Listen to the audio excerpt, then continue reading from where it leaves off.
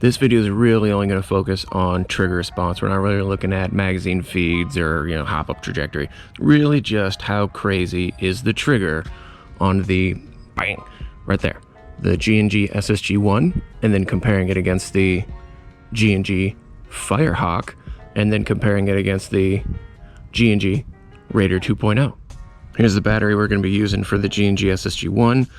The SSG1 is wired to Tamiya.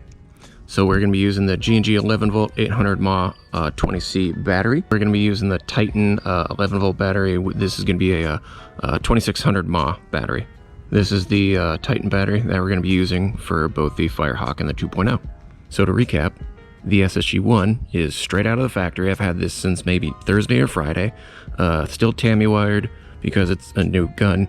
These two bad boys are from my field. These are actually what we use as field rentals, so they've been rewired, but these are going to be a little older. They still have the standard maintenance stuff on them because our field manager Ethan is sort of a whiz tech when it comes to G&G guns. So there is that to consider. For the sake of consistency, we're going to keep using the same G&G brand new fancy dancy mid-cap magazine. This thing actually feeds really well. So the battery is loaded. Here's what it's doing before we even start shooting the actual BBs.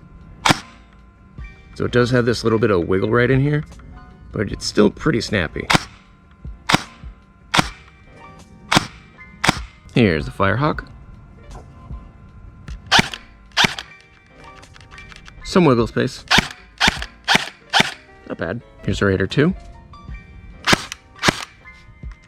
Still some wiggle space. Let's get edgy.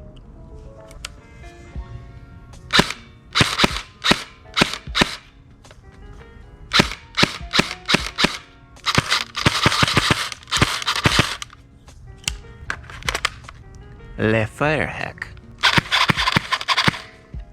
Sounds like a DJ.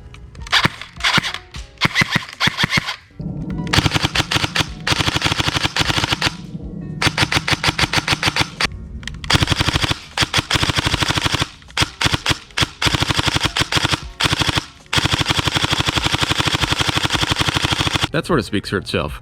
The SSG1 has an amazing trigger response, and that's just straight out of the box. Granted, they're all straight out of the box, but that's really impressive.